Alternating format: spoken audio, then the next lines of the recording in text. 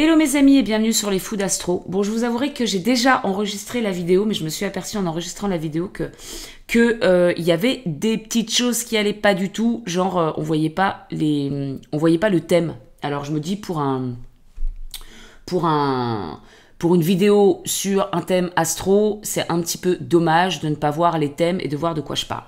Donc je vais recommencer. Déjà la vidéo était un peu longue, bon ça c'est comme d'hab. Je vais essayer de faire plus court, puisque je cherchais un petit peu mes idées quand je vous en ai parlé, donc peut-être que ça ira un petit peu plus rapidement. Alors aujourd'hui, j'avais envie de vous parler de Frida Kahlo, toujours, et de sa polio, voilà, de sa poliomyélite, on dit comme ça, qui est apparue à l'âge de 6 ans, voilà, et dans une autre vidéo, parce que finalement je fais toujours un peu long, donc ça fera l'objet de 2 vidéos et puis c'est tout. Sa polio dans un premier temps à l'âge de 6 ans et ensuite son accident de bus à 18 ans. Si vous n'avez pas regardé ma première vidéo, la vidéo qui s'appelle Quelques points astro sur Frida Kahlo, je vous invite à la regarder, histoire de ne pas répéter ce que j'ai déjà dit. Sur le thème de Frida, on avait vu son Saturne en 8, en poisson, que son thème était un petit peu tout intriqué et qu'elle pouvait difficilement un peu sortir de son destin compliqué, où elle allait avoir pas mal de crises de transformation, de problèmes de santé. On le voyait avec ce soleil qui est aussi son maître d'ascendant, encerclé par Neptune, par Jupiter, qui sont tous les deux maîtres de la maison 8. Ici, on a quand même la configuration de l'accident, Uranus, Mars dans le signe du Capricorne, qui nous ramène à ce fameux Saturne qui est un placement difficile en maison 8 en Poisson, qui va nous parler d'épreuves via la maturité, le fait aussi de grandir par les épreuves qui sont situées dans la maison des crises, des transformations, des deuils, donc de choses quand même compliquées. Et d'ailleurs là aussi par également son amour tumultueux et passionnel avec Diego. Et on voit en fait que cette conjonction-là, Mars-Uranus, est directement opposée au Soleil, Neptune, Jupiter. Donc en gros, à chaque fois que ça va être activé, eh bien ça risque de la toucher directement. Donc son identité profonde, son soleil, mais aussi son corps, puisque c'est maître d'ascendant. Et en plus de ça, oui, effectivement, et puis ce qui va l'amener aussi à exprimer toutes ces choses-là via sa créativité. On est ici dans la maison 5. Donc, voilà. Pour les grandes lignes, on avait aussi évoqué sa maison 12. D'ailleurs, je me souviens plus si j'avais évoqué les nœuds lunaires qui sont dans l'axe 6-12. L'axe quand même, alors que ça peut être l'axe du service, du sacrifice, de la maladie, des maladies chroniques, des épreuves. Et puis, bien sûr, du côté artistique, spirituel. Et on a aussi Mercure dans sa maison 12, Mercure qui nous parle de la mobilité, alors pas que, mais dans le cadre de ce qu'on va voir avec Frida Kahlo et notamment la polio et son accident. Bon, le fait que Mercure soit dans sa maison 12, dans le signe du Lion, qui touche encore une fois son ascendant, son soleil, va y avoir des épreuves, voilà, en lien avec cette planète-là. Et je regarde ce que j'avais dit ça. Ouais, la Vierge est maître de 2. Un maître de 2, ça peut être aussi lié au corps. Mais voilà, tout simplement, Mercure. Et ce que je vous ai pas dit dans la première vidéo, et je vais le faire tout de suite maintenant, c'est que en plus de ça, parce qu'on le verra aussi au niveau de sa révolution solaire, Mercure est Antis au milieu du ciel. Alors c'est quoi Antis? Je vous donne la petite description parce que sinon je vais vous l'expliquer de manière bancale, je me connais. Antis, c'est un lien caché entre 2 points du zodiaque formant une symétrie par rapport à l'axe du Cancer Capricorne. C'est-à-dire que si ça touche, si par exemple Mercure était Antis, qui n'est pas le cas ici, de Saturne, eh bien faudrait interpréter ça comme une conjonction dans son thème. Et ici, si on va regarder au niveau des Antis, hop, ici, on voit que Mercure est pile sur son milieu du ciel, en contre-Antis sur son fond du ciel. Mais vous allez voir que par rapport à ce que je vais vous dire, eh bien, le fait que Mercure soit en tisse de son milieu du ciel, eh bien, ça va être important. Alors après, on voit pas d'autres forcément conjonctions. Vous voyez, c'est pas forcément conjoint à d'autres planètes. Il faudrait quand même qu'il soit à 2-3 degrés pour parler de conjonction. Là, c'est pas forcément le cas. Mais en tout cas, on retient Mercure, milieu du ciel. Et quand on sait que le milieu du ciel, c'est aussi l'image publique, la destinée, la carrière, sa contribution au monde, et que ce Mercure qui est en mauvaise posture, quelque part, parce qu'il est en maison 12, donc dans la maison des épreuves, mais il dépend aussi d'un soleil qui est mal aspecté, hein, qui est aspecté par, qui est déjà conjoint à Jupiter et à Neptune, maîtres tous les deux de la maison 8 où se trouve Saturne, et en plus de ça en opposition avec Mars, Uranus, qui eux-mêmes dépendent de ce Saturne qui est en Poisson. Bon bref, vous avez compris un petit peu, voilà, je sais pas comment on dit, l'intrication, l'embrication, bref, voilà. Tout est en train de se jouer en même temps. On a l'impression que si un point se déclenche, il y a tout qui se déclenche. Et c'est pour ça, je pense qu'elle a une destinée pareille. C'est parce que, effectivement, quand il y a quelque chose qui est touché, ça va un petit peu activer toutes les autres énergies. Donc, voilà. Et donc, Mercure, j'en étais où? Mercure soit en tisse au milieu du ciel. Et qu'en plus, voilà, ce Mercure soit aussi en mauvaise posture par rapport à tous les liens, par analogie, c'est vrai qu'on peut voir ces problèmes de mobilité de Frida qui sont quand même très très importants dans la vision qu'on a d'elle, en fait. Hein, parce que pour nous, c'est quand même une artiste qui peint sa souffrance sur ses problèmes aussi, donc de colonne, et puis qui a été alitée pendant des mois, qui a vécu énormément d'opérations. Donc, voilà, ça peut parler de plein de choses, mais dans les grandes lignes, voilà ce que je voulais dire sur Mercure. Maintenant, on va voir la révolution solaire de Sapolio. Donc, c'était en 1913. Cependant, apparemment, c'était en début d'année. Donc, j'ai pris le parti, et d'ailleurs, ça va quand même bien aussi avec sa révolution solaire, de prendre la révolution solaire de 2012. Alors, je vais mettre la révolution solaire. Ok. Non. Ok, révolution solaire, c'est parti. On va mettre donc 1912. J'ai dit 2012 tout à l'heure ou 1912? Je sais pas, j'ai un doute. Ok, donc une révolution solaire, c'est au moment de l'anniversaire, quand le soleil revient à sa position initiale. Donc finalement, on pourrait voir ça comme un avenant au contrat. Vous naissez. Vous avez votre thème astral avec vos énergies, donc ça c'est votre contrat, c'est ce qu'on vous propose, enfin c'est pas ce qu'on vous propose, c'est ce qui est écrit pour votre vie, c'est vos énergies pour la vie ainsi que votre destinée dans les grandes lignes. Et la révolution solaire, c'est comme si on vous donnait un avenant au contrat. Donc vous devez toujours vous baser sur votre contrat de base, donc le thème natal, mais l'avenant au contrat, la révolution solaire, va apporter les énergies qui vont jouer. Donc, c'est-à-dire que par rapport aux énergies qu'il va y avoir sur cette révolution solaire, il y en a qui vont effectivement se manifester et puis d'autres qui vont beaucoup plus résonner que d'autres par rapport à votre thème de naissance, bien sûr. Donc, voilà ce que je voulais vous dire là-dessus. Donc, c'est-à-dire que si vous avez des résonances sur votre thème natal, par exemple, je sais pas, vous avez de base vous avez un soleil Pluton dans votre thème natal, et puis dans votre révolution solaire vous avez aussi un soleil Pluton ou un soleil carré Pluton, un soleil opposé Pluton, ça va peut-être être plus marquant pour vous qu'une personne qui n'a aucun aspect avec ses luminaires et Pluton, avec le soleil et Pluton. Vous voyez ce que je veux dire? Donc on va étudier la révolution solaire en lien avec le thème natal, voir si ça peut déclencher des énergies ou pas. Ok. Donc, c'est parti pour sa révolution solaire. Alors, on va regarder les grandes lignes. Hein. Pareil, on va pas faire une heure d'analyse. Enfin, je vais essayer en tout cas sur sa révolution solaire. On va commencer par regarder l'ascendant. Donc, l'ascendant, ici, il est en Scorpion. Déjà, une révolution solaire avec un ascendant Scorpion, ça peut nous parler d'une année de transformation, de bouleversement, de crise, de deuil, Pas forcément, si vous avez un ascendant Scorpion, il va pas forcément vous arriver des trucs tragiques. Ça peut être aussi tout simplement de choses cachées qui se révèlent, hein, des choses qui remontent à la surface, à l'inconscient, un travail sur soi, un travail psychologique. Peut-être que c'est l'année où on va commencer à se connecter à des mondes qui vont bien au-delà, ou s'intéresser à la psychologie, à l'occulte.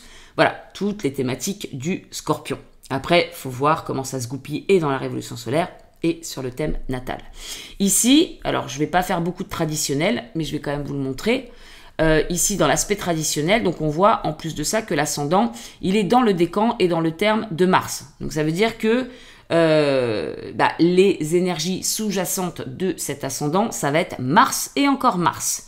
Mars, il faut se rappeler, il faut revenir au thème de naissance et voir que Mars dans son thème, il est quand même compliqué, d'accord? Il dépend d'un Saturne en maison 8, il est conjoint à Uranus et en plus de ça, il est en opposition avec son Soleil, son maître d'ascendant, la Lune noire, etc. Donc Mars pour elle, c'est pas non plus la planète la plus évidente. Donc Mars et en plus de ça, maître de l'année et diviseur. Donc ça, maître de l'année et diviseur, c'est un peu pour ceux qui connaissent l'astrologie indienne, un peu comme le Vimshottari Dasha, qui est les grandes périodes planétaires. Donc c'est-à-dire qu'on va avoir une grande période planétaire, par exemple Saturne, et ensuite, pendant cette grande période planétaire, il va y avoir des sous-périodes avec des planètes qui s'activent. Donc, on va voir ce que Saturne veut dire dans le thème natal, ce qui gouverne comme maison, donc tout ce qui va être un peu mis en surbrillance, j'ai envie de dire. Et en fait, les sous-périodes, donc les planètes en sous-période, vont s'activer au fur et à mesure. Donc là, moi, par exemple, je suis en période de Mercure, là, je pars en astrologie indienne, mais c'est pour revenir aussi à ça, parce que c'est un peu le même système.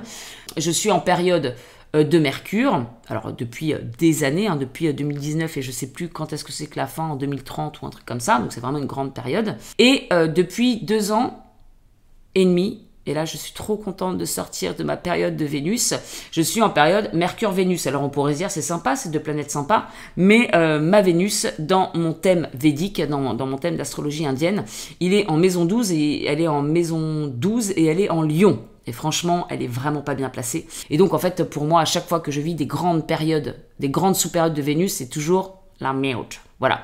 Donc, on voit un peu ce qui va s'activer comme ça. Je reviens au thème de Frida Kahlo.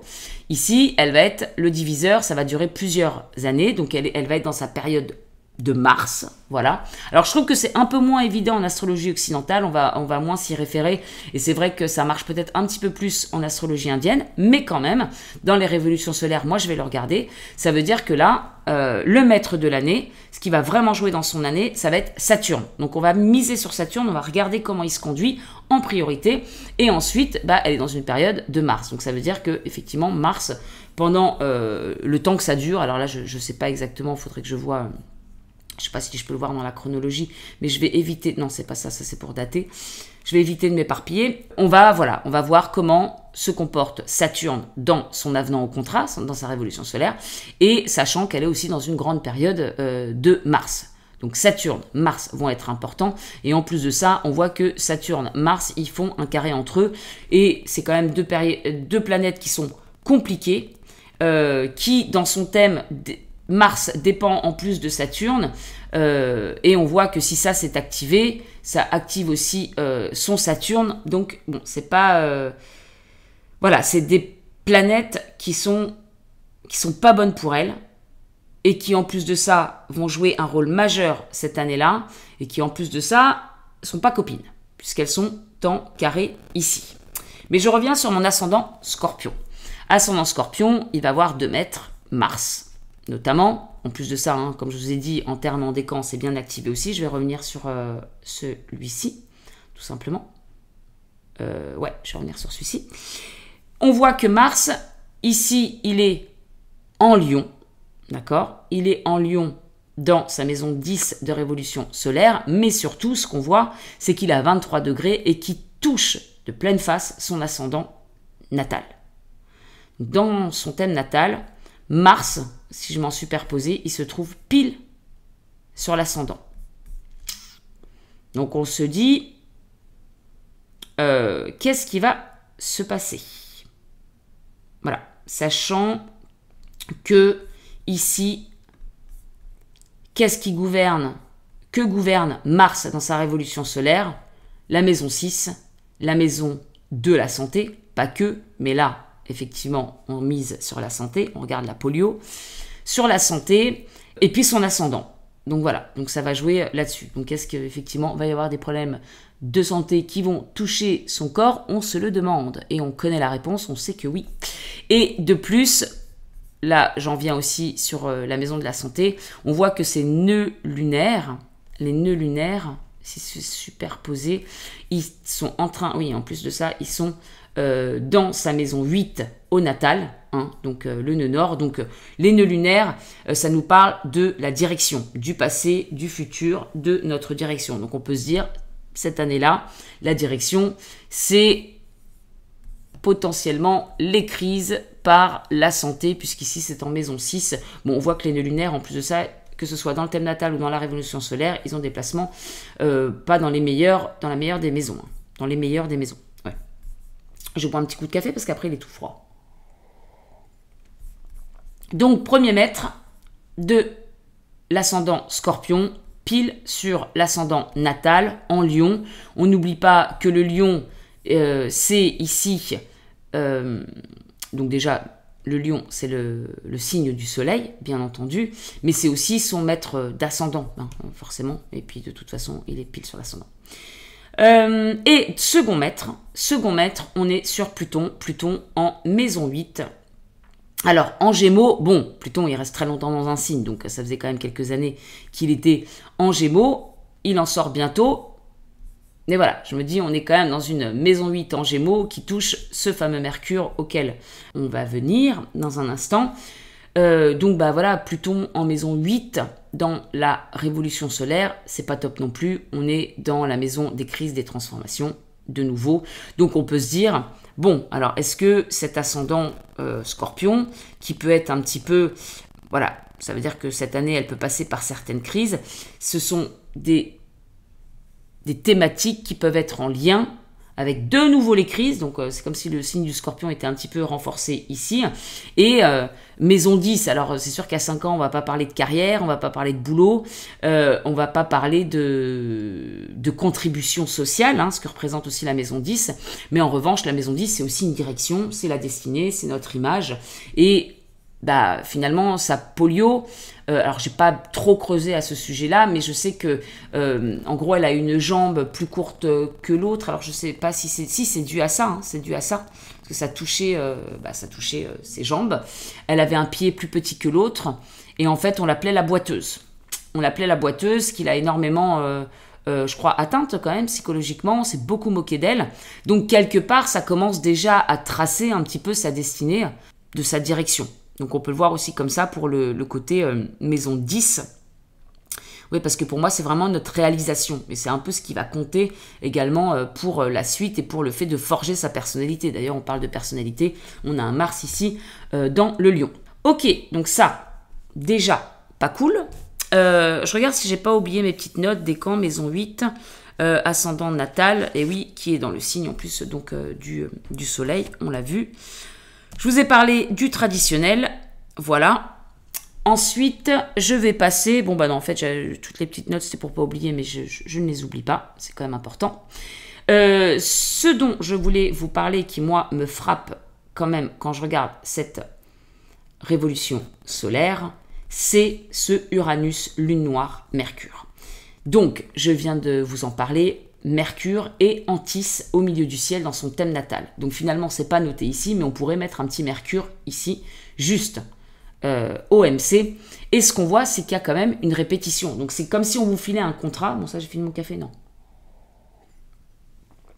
C'est comme si on vous filait un contrat avec deux bases. Dans ton contrat, il y a un milieu du ciel Mercure, et que dans ton avenant, tu vois qu'il y a quelque chose qui se répète, milieu du ciel, Mercure. Donc tu vois que ça va être quand même un petit peu important et que peut-être que Mercure va jouer un rôle ici. Mercure, bien sûr, il faut reprendre sa position natale, qui est en maison 12, dans le signe du Lion, qui dépend donc du Soleil, qui lui-même est aspecté par Mars et Uranus, et qui est dans la maison des épreuves, etc., etc.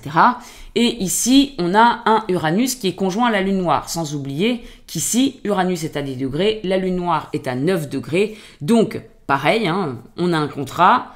Il est dit que dans notre contrat, il y a un aspect entre Uranus, la Lune noire. Uranus, bien sûr, il vient choper Mars au passage, qui ici est très puissant puisqu'il est sur l'ascendant, hein, puisqu'il se superpose à l'ascendant et qu'il est maître de l'ascendant de révolution.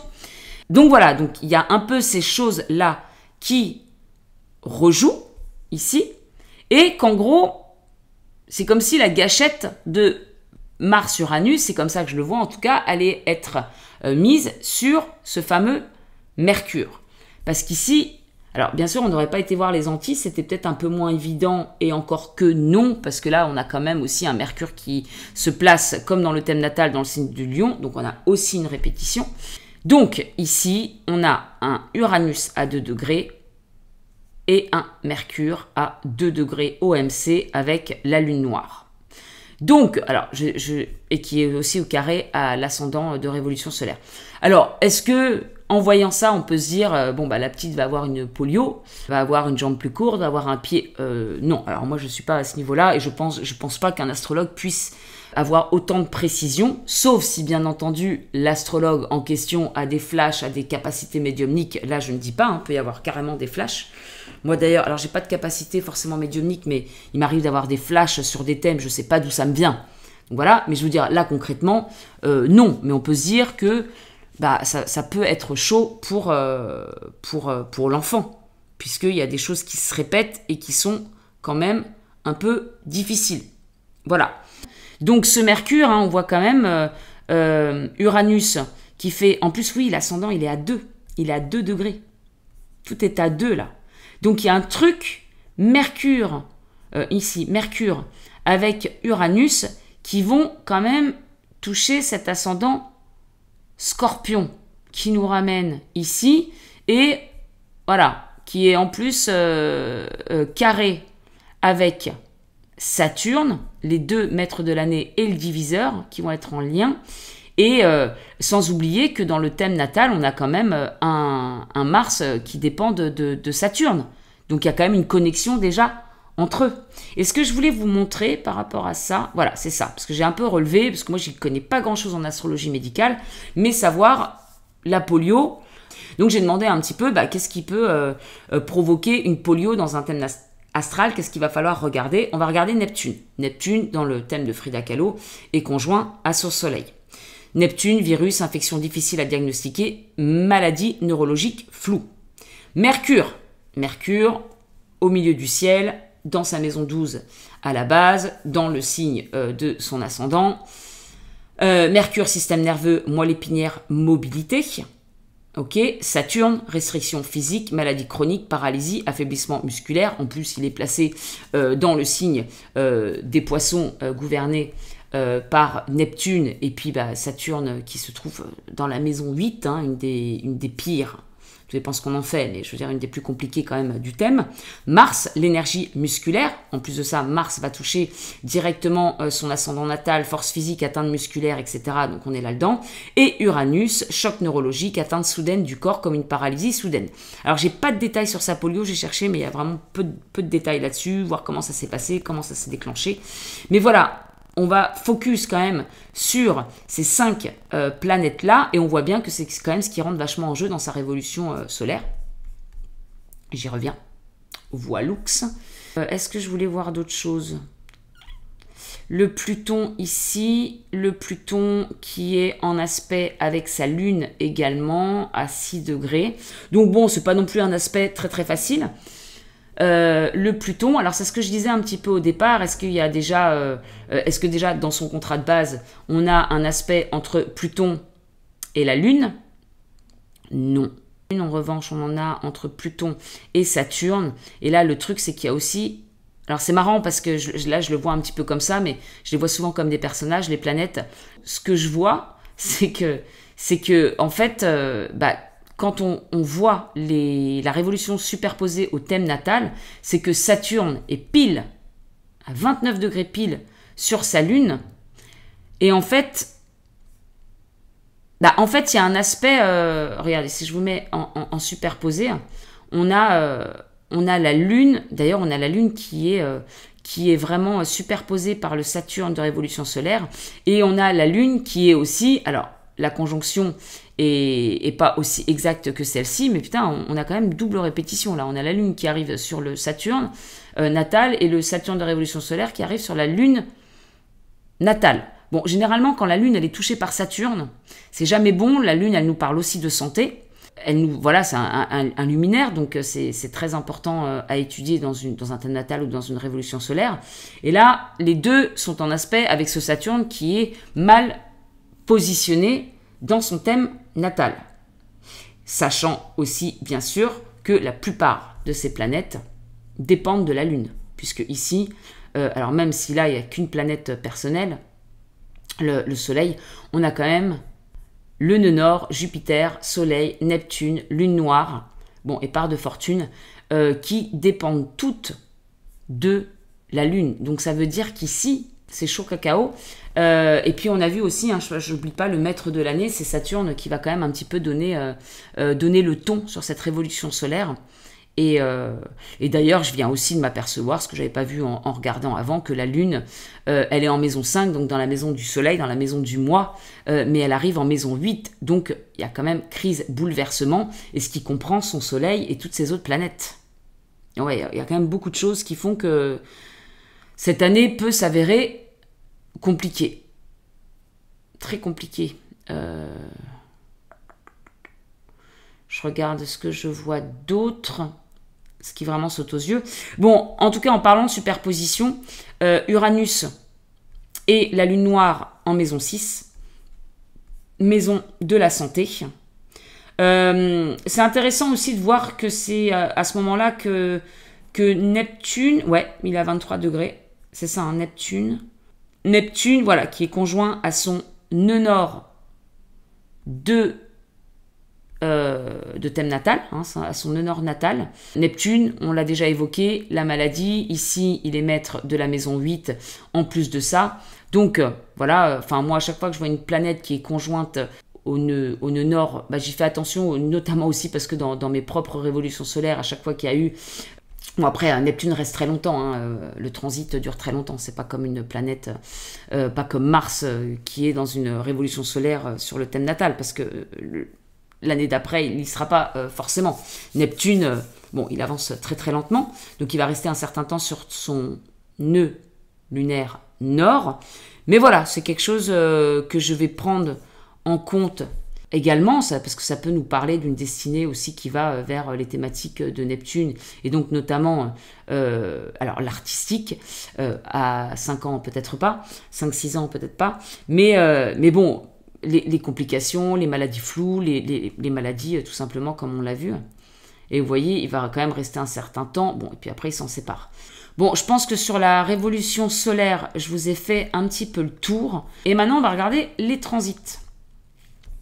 Les transits, donc on va partir en 1913 directement.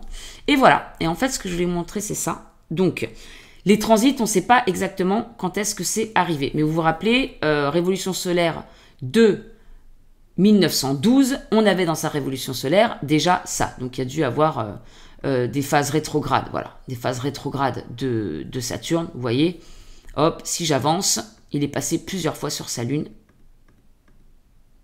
Et on arrive à ce moment-là. Donc il a fait plusieurs allers-retours. Donc elle a quand même été, déjà c'était inscrit dans son avenant au contrat, hein, dans sa révolution solaire, qu'il y allait avoir un aspect comme ça qui pouvait être un petit peu délicat. Et ici on voit dans les transits, début d'année de 1913, lorsque soi-disant ça arrive, hein, je ne sais pas la date exacte, bon, bah effectivement il fait plusieurs passages, c'est comme il zigouillait un petit peu sa Lune qui est maître, on le rappelle, de son soleil et de son maître d'ascendant. Et maître de sa maison 12 aussi au passage, hein, quand même. Il y a aussi ce facteur-là. Donc, voilà pour les transits ici. Alors, je ne sais pas la date, donc j'ai pas trop envie de prendre en compte les planètes rapides. Ça serait bien de les prendre en compte, mais malheureusement, je ne sais pas quand est-ce que ça a été diagnostiqué, quand est-ce que ça s'est déclenché. On pourrait dire, oh, regardez, il y a le Mars avec la Lune noire ici, qui est aussi en carré avec sa Lune, la Lune noire, qui nous rappelle la Lune noire de base en lien avec Uranus et Mars. Voilà. Uranus, qui est pile, moi c'est peut-être par là hein, que ça s'est quand même déclenché, hein, qui est pile en opposition avec son Mercure natal. Hein, vous vous rappelez, on a vu dans la poliose qu'il fallait regarder Mercure en maison 12, Uranus en maison 6, Saturne qui touche sa lune, maître de tout un amas ici. Alors c'est intéressant aussi de voir qu'à ce moment-là, on a le nœud nord qui est dans sa maison 8 conjoint Mercure. Mais bon, Mercure, et quoique vu qu'il est rétrograde, il doit passer, repasser aussi. Voilà, et donc surtout là où je voulais en venir, c'était ce Jupiter qu'on voit à partir de février, il passe ici. Moi ça m'étonnerait, voilà, non, il passe ici, et c'est ça, c'est qu'il est rétrograde, et il repasse. Voilà, jusqu'à la fin de l'année. Donc, ce Jupiter, il vient amplifier cette conjonction. Ouais, ça m'étonnerait pas que ce soit premier passage, deuxième passage, troisième passage, et on a toujours ce Uranus avec Mercure. Bon, on a aussi le nœud nord qui arrive petit à petit hein, près de Saturne, hein. Donc voilà, qui peut aussi activer ou en tout cas nous parler de, de direction en lien avec ce Saturne en maison 8. Ouais. Et donc voilà, on a ce fameux Jupiter qui va activer cette conjonction, qui, ne l'oublions pas, est maître de 5, maître de 8 aussi qui va activer ce Saturne. Bon, voilà, ça faisait pas mal de choses. Et puis je crois que j'ai fait les progressions, les transits, et puis voilà. Je crois donc que je vais m'arrêter là. C'est intéressant en tout cas, et puis de voir... Là, en plus, c'est intéressant aussi de voir... Alors, j'ai pas regardé, hein, mais... Où on peut voir, hop, les transits majeurs. Voilà, là aussi, ça peut nous donner une idée. Bah, ça peut nous donner une super idée. Donc, son Neptune qui arrive en maison 12. Bon, bah, on a quand même un Pluton carré, ce qui est normal, puisque elle a, de toute façon, à la naissance. Voilà. Ouais, et là, à la naissance, ouais, il y a ça aussi, c'est que son Pluton, donc il a avancé hein, depuis sa naissance, et il s'est retrouvé en carré. Bon, je vais quand même aller voir. Je me fais mon truc en live. Hein. J'essaye d'aller vite. Vous voyez, si on regarde les transits, on va garder que Pluton d'ailleurs. Donc, si on regarde, il y a déjà un aspect, mais en fait, c'est un aspect croissant. Et oui, c'est ça qu'il faut voir aussi. Vous voyez, je l'ai loupé. Alors qu'en fait, c'est archi important, c'est que en fait, ce Pluton, il va venir après, en transit. Donc, si on fait ça... Alors là, il est en aspect. Voilà, là, il est en aspect. Alors, plus en 2010, alors ouais, la polio, ça se déclare un petit peu plus tard. Donc, peut-être que à partir de ce moment-là, il y avait déjà des choses qui étaient en train de bouger et qu'on n'a pas détecté forcément. Parce que Pluton, il est quand même en train de faire un aspect de tension à ce Saturne, très mal positionné, qui lui va activer les planètes qui englobent ce Soleil. Et puis Saturne qui gouverne aussi, alors la maison de la santé, la maison 6, hein, mais qui prend aussi en compte ces aspects-là. Et donc je recommence. Donc on avait ça, et puis bien sûr ça là. Donc vous voyez, on a une opposition ici qui commence, et hop, qui reprend ici. Eh ouais, d'accord, oui, 1913. Ouais, j'allais dire, quand c'est stationnaire, généralement, c'est là que peuvent se déclencher des choses. Et vous voyez, là, on est au janvier 1913. Eh non, c'est pas janvier 1913, on est bien à mars, voilà, mars-avril, où j'ai l'impression que ça s'est déclenché par là. Donc vous voyez, on voit bien les aspects, donc ça aussi c'est important à regarder. Bien sûr, on va voir ce Saturne-Lune hein, qui va la toucher pas mal. Avec pareil, là on a le côté stationnaire. Donc quand c'est stationnaire, ça veut dire que ça se fige quelque part, stationnaire, et ça apporte beaucoup plus d'effets au niveau des transits. Et regardez, là on a quoi? On a aussi ici... Ah ouais, donc ici aussi on va avoir des phases. Alors là, quand c'est comme ça, c'est quand c'est stationnaire. Donc vous voyez, à ce moment-là, on peut effectivement se dire, bon, il y a peut-être des choses qui vont jouer. Après, on ne connaît pas toute la vie de Frida Kahlo, mais ici, il y a peut-être eu quand même des prémices avec ce Pluton qui avançait sur Saturne, ce Saturne un peu maléfique quand même chez elle. Hein. Bon, allez, je vais arrêter parce que sinon c'est le coup à me filmer pendant 3 heures devant mon écran à regarder le truc. Donc je vais m'arrêter là. N'oubliez pas que si vous voulez une petite prestation, c'est une petite ou une grande, hein, j'en ai des petites et j'en ai des grandes, c'est sur lesfoodastro.fr. Alors après, si vous voulez commander, vous êtes renvoyé sur bycecilcl.com parce que c'est là que je centralise tout, mais en gros, lesfoodastro.fr. Et je vais également bientôt proposer des ateliers. Voilà, des ateliers en petit comité, genre 4 personnes, pour faire une initiation à l'astrologie, mais aussi pouvoir étudier nos thèmes entre nous. Enfin, étudier vos thèmes entre vous, parce qu'il n'y a rien de mieux que la pratique et les expériences de vie, hein, voir comment vraiment les énergies se manifestent. Donc, j'enverrai une newsletter par rapport à ça, d'ici peu. Donc, si vous voulez être tenu informé, n'hésitez pas à aller sur mon site lesfoodastro.fr, vous inscrire à la newsletter. Si vraiment ça vous intéresse et que vous voulez déjà réserver une petite place ou avoir déjà des détails, bah, envoyez-moi un message parce que ce sera, je pense que, enfin, on verra comment ça se passe, mais ce sera, encore une fois, je vous dis vraiment par petit comité, parce que le but, c'est d'avoir une cohésion de groupe, que ce soit vraiment immersif, qu'on plonge dans la vie l'un de l'autre. Alors, si vous êtes pudique, si vous n'avez pas envie de parler de votre vie ou comment vous vous sentez par rapport à vos énergies, ça va être un petit peu plus compliqué parce que pour moi, c'est le but de ces ateliers-là, c'est vraiment de ne pas rester en surface, mais d'aller en profondeur. Voilà, donc petit groupe, ça c'est important. Et ça serait sur 2 ateliers, un atelier qui explique vraiment les bases de l'astrologie, je pense de 2h30, 3h, et puis un autre atelier où on étudie déjà en surface la base de comment ça peut s'exprimer et on fait le tour de nos thèmes astro. Voilà, donc si ça vous intéresse, bah dites-le moi en commentaire, envoyez-moi un petit message ou inscrivez-vous à la newsletter. Et puis vous pouvez me suivre sur Instagram, bien entendu sur lesfoodastro.fr. Je suis beaucoup plus présente sur create.yourparadise. Bon, tout est en barre de description. createyourparadise.com. J'ai du mal à entretenir mes 2 comptes Instagram, je dois avouer.